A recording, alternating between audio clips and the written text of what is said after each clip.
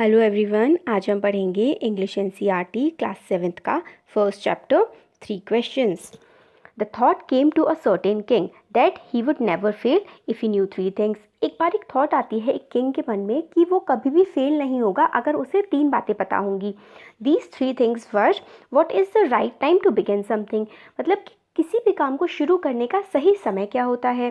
Second was the people which people should he listen to, कि किन लोगों की बात उसको सुननी चाहिए। और थर्ड है what is the most important thing for him to do, उसके लिए सबसे ज़्यादा ज़रूरी क्या काम है। The king therefore send messengers throughout his kingdom promising a large sum of money to anyone who would answer these 3 questions. तो king ने क्या किया कि बहुत सारे अपने दूत भेज दिए, हिंदी में जो है दूत कहते हैं मैसेंजर्स को। और उसने किंग ने ये प्रॉमिस किया था कि अगर कोई भी उसके इन 3 क्वेश्चंस का आंसर करेगा तो वो उसको बहुत सारे पैसे देगा। Many wise man came to the king but they all answered his question differently. बहुत सारे विद्वान लोग उसके पास आए किंग के पास, और मगर सब ने अलग अलग तरीके से आंसर्स दिए उसके क्वेश्चंस के।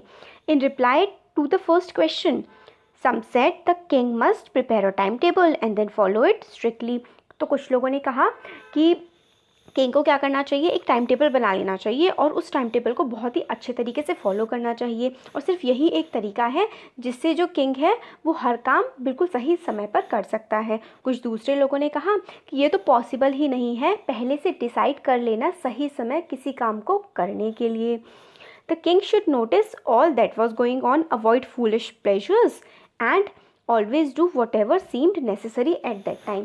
और कुछ लोगों ने कहा कि जो किंग को अपने जो फालतू के प्लेजर्स हैं, फालतू में जो आराम वगैरह हैं, वो सब छोड़ देने चाहिए और उसको बिल्कुल सही चीज़ों पे ही सारा ध्यान देकर अपने काम को करना चाहिए, जो कि बिल्कुल ही ज़रूरी चीज़ें होती हैं उन्हीं को टाइम देना चाहिए।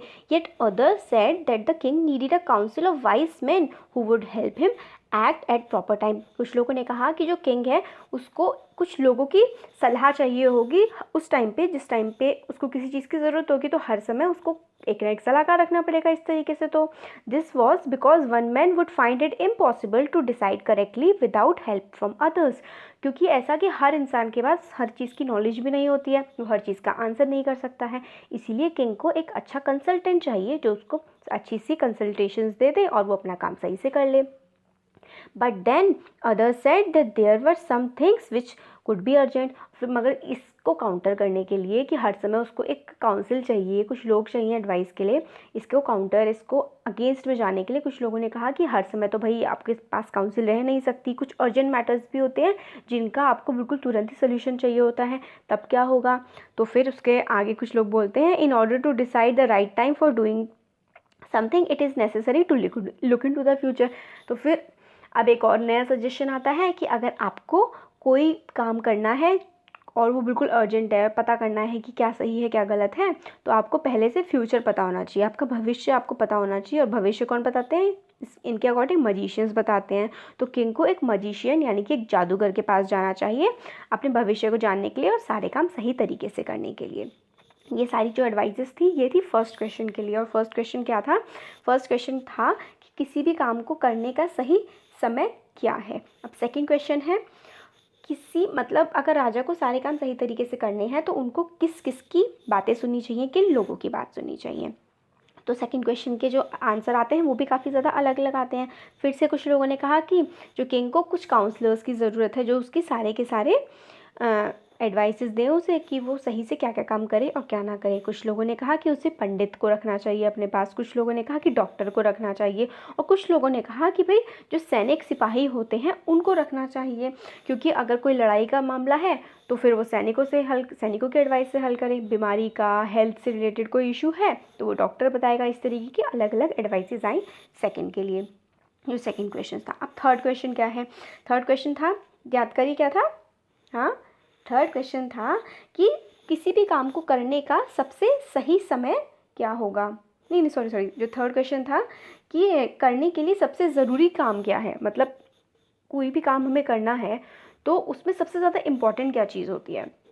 तो थर्ड का आंसर है some said science, other choose fighting and yet other religious worship. कुछ लोगों ने कहा कि सबसे ज़्यादा ज़रूरी चीज़ तो साइंस होती है, कुछ लोगों ने कहा कि लड़ाई करना सबसे ज़्यादा इंपॉर्टेंट होता है, कुछ लोगों ने कहा कि भगवान की पूजा करना सबसे ज़्यादा इंपॉर्टेंट होता है। As the answers to his questions were so different the king was not satisfied and gave no reward. जो इसके आंसर्स आए थे बहुत ही अलग अलग आए थे, तो किंग को मतलब कोई भी आंसर अच्छा नहीं लगा और उन्होंने किसी को भी कुछ भी नहीं दिया, कोई रिवॉर्ड पैसे वगैरह कुछ भी नहीं दिए। बजाय कि उन्होंने सोचा कि वो जो एडवाइस लेंगे वो एक हर्मिट से लेंगे जो कि बहुत ही ज़्यादा पॉपुलर था अपने ज्ञान के लिए, अपनी विजडम के लिए। हर्मिट वो लोग होते हैं जो अपना घर बार छोड़ के कहीं और बाहर रह रहे होते हैं, पूरे दिन अपने काम काज करते हैं, मेडिटेशन वगैरह करते हैं, उनको हर्मिट बोलते हैं। तो वहाँ पर ही उनके किंगडम में कोई हर्मिट होगा जिनकी विजडम काफ़ी ज़्यादा पॉपुलर होगी, कि वो बहुत ज़्यादा समझदार हैं। तो किंग ने सोचा कि वो उनके पास जाएंगे और उनसे इन क्वेश्चंस के आंसर लेंगे। हर्मिट जो रहते थे वो जंगलों में रहते थे और वो कभी भी मतलब उस जंगलों में रहते थे और अपना जो कुटिया थी, उनकी जो हट थी, उसको नहीं छोड़ते थे और सिर्फ वो जो बहुत ही सामान्य से सिंपल से लोग होते थे सिर्फ उन्हीं से मिलते थे। तो फिर किंग ने क्या किया, बिल्कुल साधारण से ऑर्डिनरी क्लोथ्स पहन लिए और जैसे ही वो उसकी हट में पहुंचने वाले थे हर्मिट की, तो अपना घोड़ा भी उन्होंने बाहर ही छोड़ दिया बॉडीगार्ड के साथ और अकेले ही हर्मिट की हट में चले गए। जैसे कि किंग जो है हट के अंदर अंदर जा रहे थे, उन्होंने देखा कि जो हर्मिट थे वो ग्राउंड जो होता है ज़मीन में खुदाई कर रहे थे। और फिर उन्होंने क्या, हर्मिट ने किंग को देखा और उनको ग्रीटिंग मतलब जैसे कि हाय हेलो बोलना या फिर नमस्ते करना, उन्होंने ऐसा किया। फिर हर्मिट अपनी डिगिंग करने लगे। वो जो हर्मिट थे वो काफ़ी ज़्यादा मतलब बूढ़े थे, थोड़े कमज़ोर से थे और वो काम करते करते काफ़ी तेज़ तेज़ सांसें ले रहे थे, हाफ रहे थे। ब्रेथ हेविली का मतलब होता है हाफ जाना मेहनत करने के बाद या फिर किसी भी रीज़न से। तो किंग जब उनके पास गए हर्मिट के पास, तो वो उनके पास जाके कहते हैं कि मैं आपसे मिलने आया हूँ, मैंने आपके बारे में सुना है और मैं आपसे 3 क्वेश्चंस पूछना चाहता हूँ। फिर वो 3 क्वेश्चंस बताते हैं। How can I learn to do the writing at the right time, मैं सही समय पे सही काम कैसे कर सकता हूँ। Who are the people I need most, मुझे किन लोगों की सबसे ज़्यादा ज़रूरत है। And what affairs are the most important, और कौन से काम सबसे ज़्यादा ज़रूरी है। ये 3 क्वेश्चंस थे। ये 3 क्वेश्चंस राजा ने हर्मिट को बता दिए। हर्मिट ने सुनी राजा की बात मगर कुछ भी बोला नहीं, इस उसके क्वेश्चंस का कोई भी रिप्लाई नहीं किया और अपने जो डिगिंग कर रहे थे, वो खुदाई कर रहे थे, वो जारी रखी। तो फिर राजा ने कहा कि आप थक गए होंगे, आप मुझे ये जो आपकी कुल्हाड़ी जिससे भी आप स्पेड होता है उससे आप जोत रहे हो, खोद रहे हो, आप ये मुझे दे दीजिए और आप कहीं पर आराम कर लीजिए। तो हर्मिट ने थैंक यू बोला और अपना स्पेड जो है वो दे दिया राजा को और वहाँ पे साइड में ग्राउंड में वो जाके के बैठ गए।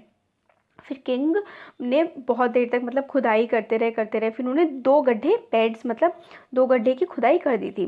फिर वो रुके और उन्होंने फिर से मतलब अपना क्वेश्चन पूछा। फिर से जो हर्मिट थे उन्होंने कोई भी आंसर नहीं दिया और फिर उसके बाद फिर से जो राजा थे वो फिर से अपना काम करने लगे। फिर वो उनसे कहते हैं हर्मिट राजा से कि अब आप रेस्ट कर लीजिए और मैं काम कर लेता हूँ, मगर किंग ने नहीं दिया उनको स्पेड और खुद ही जो है ग्राउंड को वो डिग करते रहे। 1 घंटा पास हो गया, उसके नेक्स्ट वाला घंटा भी पास हो गया और जो सूरज था वो अब डूबने लगा था, मतलब लिखा है बिहाइंड द ट्रीज, टी लोग जो पेड़ हैं उनके पीछे जाने लगा था।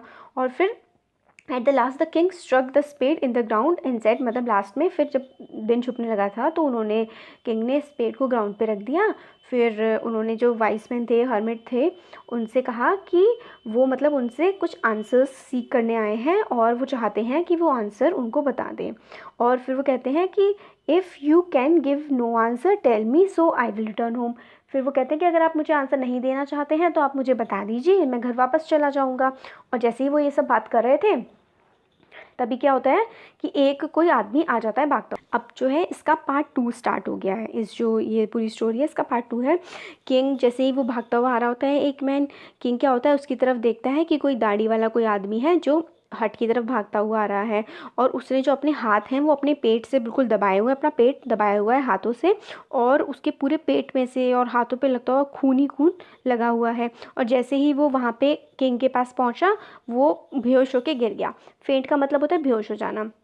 किंग और हर्मिट ने उसके जो कपड़े थे वो हटाए और उसका जो स्टमक था, पेट पे उसके काफ़ी ज़्यादा खून निकल रहा था, उसको देखा कि क्या हुआ है वहाँ पे। तो वहाँ पे एक चोट लगी थी, वुंड का मतलब होता है चोट लगना। फिर किंग ने वो उसकी जो चोट थी साफ़ करी अपने रुमाल हैंडकरचिफ, रुमाल मतलब होता है हैंडकरचिफ इंग्लिश में। और फिर जो वो ब्लड था वो रुक नहीं रहा था, फिर उसने दोबारा से और दूसरे कपड़ों से उसको दबाया और मतलब पूरी तरीके से कोशिश की कि जो ब्लीडिंग है, जो खून निकल रहा है, वो रुक जाए। और फाइनली वो रुक गया। और अब मैन जो था वो उसको थोड़ा थोड़ा बेटर लग रहा था और फिर उसने पानी के लिए कुछ मांगा।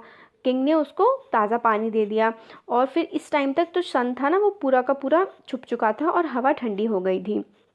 The king with the hermits help carried the wounded man.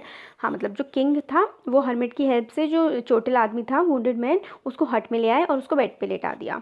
और जो मैन मतलब सो गया आराम से लेटा हुआ। और जो किंग था वो भी काफ़ी ज़्यादा थक गए थे पूरे दिन के काम वगैरह से, तो वो भी ज़मीन पर लेट गए और जैसे लेटे उनको नींद आ गई।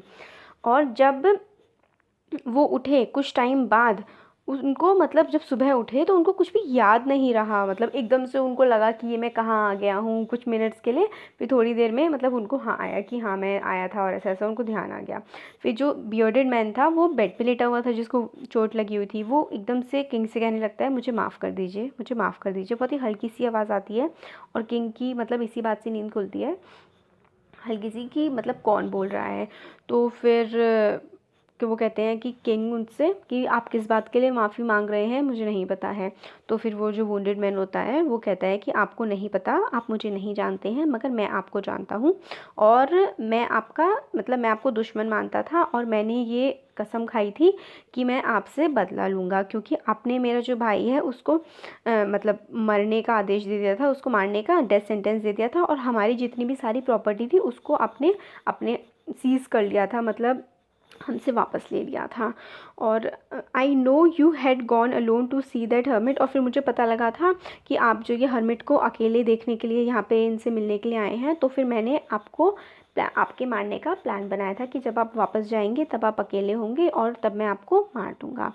मगर क्या हुआ कि पूरा का पूरा दिन बीत गया और आप वापस नहीं आए। तो जहाँ पर मैं छुपा हुआ था उस जगह से मैं वापस निकला और जैसे ही मैं वापस निकला तभी आपके बॉडीगार्ड्स ने मुझे पहचान लिया और मुझ पर हमला किया, जिसकी वजह से मेरे को इतनी चोट लग गई। मगर मैं वहाँ से बच निकला और मैं मर जाता अगर आप जो मेरी ये चोटें हैं इनको ड्रेस करके मतलब मुझे अगर ठीक ना करते तो मैं मर जाता।